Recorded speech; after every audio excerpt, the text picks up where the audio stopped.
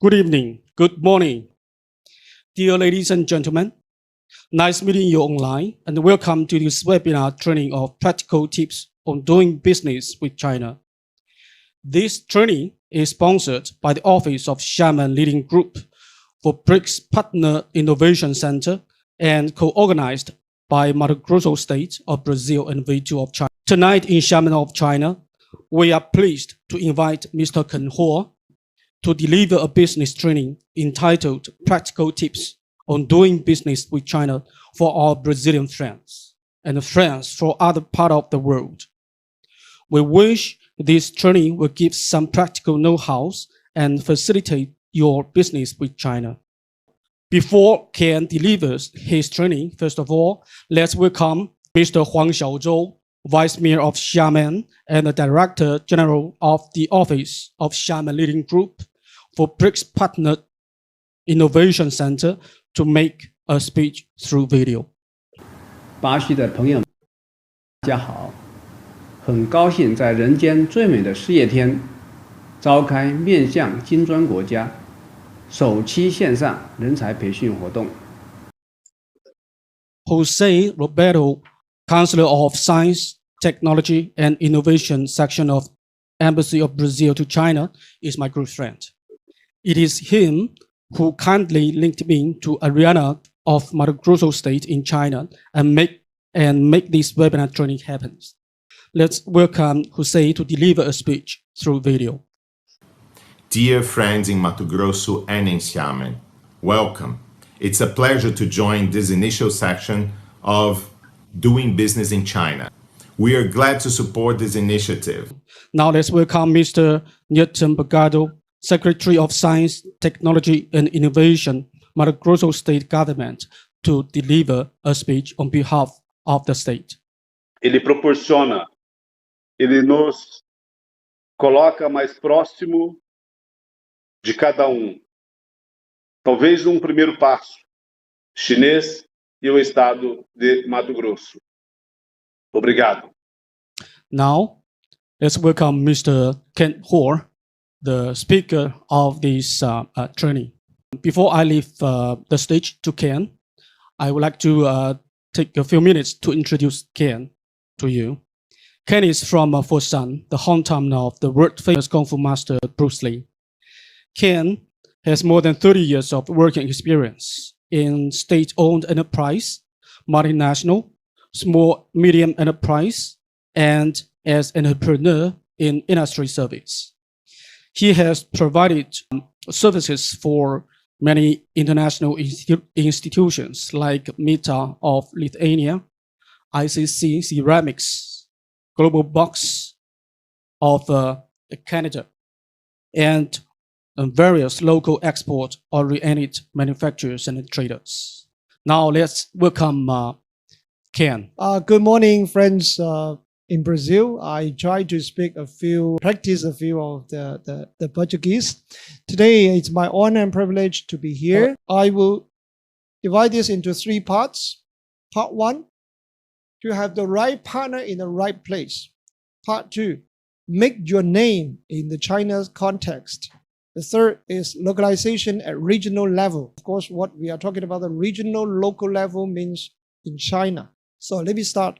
First, to work with the right partner in the right place would be the key success of doing any business, especially in the overseas market. Somehow, I believe many friends in Brazil may have your own perception, your understanding of China, and vice versa. We have our own understanding on Brazil as well. On the other side, we, as the Chinese counterpart, as a colleague, or as the supplier of these products to Brazil and other Latin American countries, we also have the chance to better understand from our Latin American colleagues what's going on in Brazil and other Latin American countries. And at the same time, we understand the culture, working habit, and this build up a really, really solid foundation for our future cooperation. And since then, everything runs much, much smoother. I believe our friends in Brazil are interested in coming into the China market to develop, to take the best advantage of the potential, the market potential of China. These are the major cities. Why we call it tier 1, 2, 3, 4? Why we do give this kind of ranking? First of all, because of their economic impact. Huge country in size, and there are many, many cities. As I said, there are 31 provinces and centrally direct minister cities. This is very important. And second, the connection, the infrastructure that they have influence with the neighboring cities, because in China is such a, we have 19 here now, Beijing and Shanghai and Guangzhou, Shenzhen, and of course we have Xiamen here. And of course, China is developing very fast. This will show you the major roadmap. Demographics. Now let's talk about the people. On this picture, on our left side, the more red means more intensity or more population in these areas or in these cities. When there are business opportunities and career opportunities, of course, these people will come to the cities. And these are the super cities. So it's just not just one city. We call it city clusters. So when we look for the right partner, we will have three major issues: where to find, who to work with, and how to find them. And the window of a given industry. Why? There is some strength in this area. The local people, the business people, and also the government people don't want to just stick to the manufacturing. They also want to upgrade in the value chain and also improve. By and then, they will build up the service industry, and later on, there will be some exhibition industry. So let's talk about the whom to find. When we are talking about the profiling of the top partners, how can we find the right partner? First, they should be what we call technical merchant or techno merchant, like technocrats. They should have both qualifications. One is both the technical and professional expertise. And of course, they must have some proper business sense. Okay, because at the end of the day, the merchant, of course, they must be very professional. And second, you need to examine whether they really have a professional team. Not just the boss or the founder, but about the team, their teammates, the people, whether they are qualified. Third, also very important, whether they are open-minded enough. If they are really open-minded, then they can accept something different. So the next point is how to find them. Can you give us some practical advice for having the right partner? Yes, as we say, if you go to the industrial clusters, then you have the good chance of the right partner candidates in this so-called center of the business.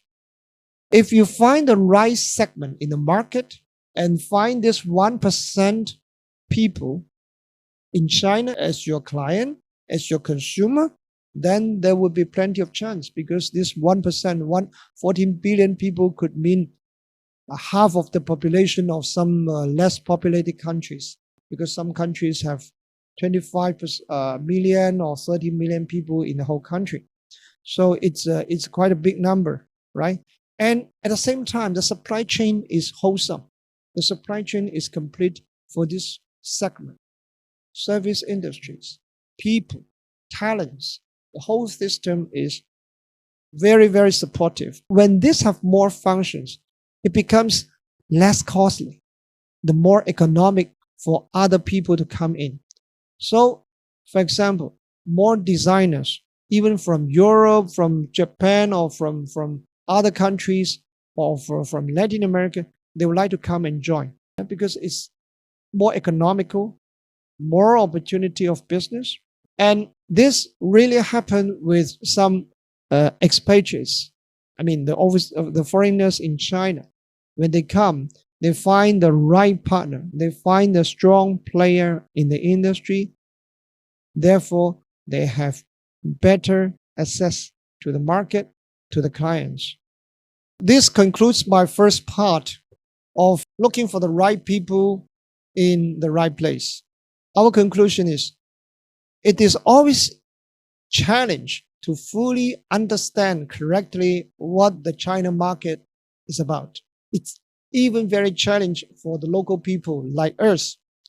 But as I said, some foreigners, some foreign companies have already the success stories in China. So the part two, make your name in China context.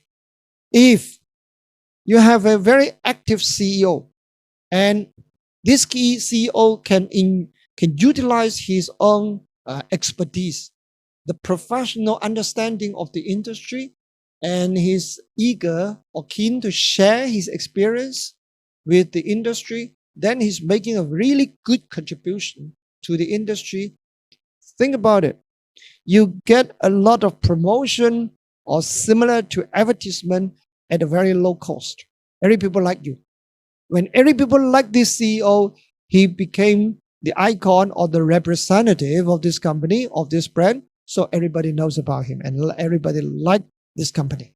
So let's go to the part three, the localization at the local level. Sometimes people may be a little bit scared. I'm a people from Brazil. I'm a people from Latin America or Europe. How can I be localized like the Chinese people?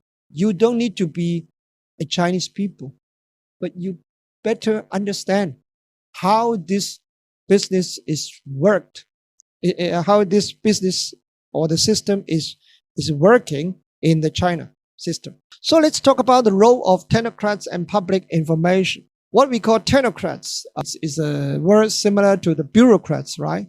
What we call technocrats means those professional officials in the government. So the local government officials are really keen to support the business under their jurisdiction, their territory to grow. And let's also have a look at the so-called industry policies, the evolution of the industry policies, and how is the formation of these industry policies. Usually they are consulting, the government, the department like the commerce, the Bureau of Commerce or the government as a whole. So I would say the decisions are made of rationality, made of business sense. This picture is taken on site, presented by a foreign GM. How he start? He start with a very Western style. Everything is done by Western style. But then they have a lot of problems. And then they say, oh, maybe we are wrong. Then since we are Chinese company, we are the corporate Chinese citizen, yeah, so we go to the Chinese way. So they swing from the very Western to the very Chinese side. But they also have big problems. They don't know where to go because they are somehow international companies. The GM and the core team are also the foreigners. They don't know where to go. And then they say, how about we take it middle, 50-50, manageable, yeah? And then they finally decide in the market segment in stars, they make it, let's call it 80%, not really accurate, yeah? It's not a chemistry formula, but they make it 80% or plus minus 80% for Western, 20% the local ingredients. And now they find it very comfortable and they find good success in the market. Yeah. Of course, this is not a must. Yeah. I'm just giving you a reference, a true story, how a foreign brand is probing, yeah, finding their own way to be the more successful in China market. So last but not the least, members of the core team. Who are the members of the core team? If you want to be successful in China, you are a foreign company, you need to have key positions run by the foreigners, by your own country or by other Western people. This is normal and understandable, right? Made in China is not mystical. It's not mysterious. It's done by a lot of professional people, by their hardworking. Of course, these people include both parts, international people and the Chinese people. We also know the phrase, yeah, father knows the best. So I change it a little bit. Local people knows the best. If you really want to be successful in the local, the regional level, you want to be successful in Fujian, in Xiamen, you want to be successful in Shanghai or Guangdong or Beijing, what can you do? Ask the local people. Ask the local, qualified, reliable, professional people.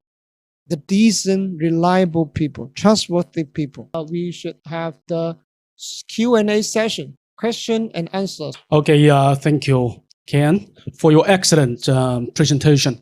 And before you finish your presentation, we have some questions for you. So the first one is regional policies of China government to establish international partnership is working? Yes, as I explained just now, we mentioned some coastal areas, especially some coastal areas. Not only that, because, for example, eastern part of China, the city clusters near Shanghai, the city clusters of Xiamen, that's where we are, and also the city clusters of Guangzhou and Shenzhen in the Pearl River Delta. Easy for you to understand is Hong Kong, and also some inland areas such as Chengdu. All these city governments at city level or at the provincial level, they are really keen to build up the international collaboration and cooperation with the foreign counterparts. Brazil, Latin America, Japan, Europe, or even USA. They are keen to do so because we know it's good for the business of China. We have benefited a lot from this globalization. So we should keep going that way. Okay, this is the end of Ken's presentation and his answers to all the questions. Goodbye. Have a nice day.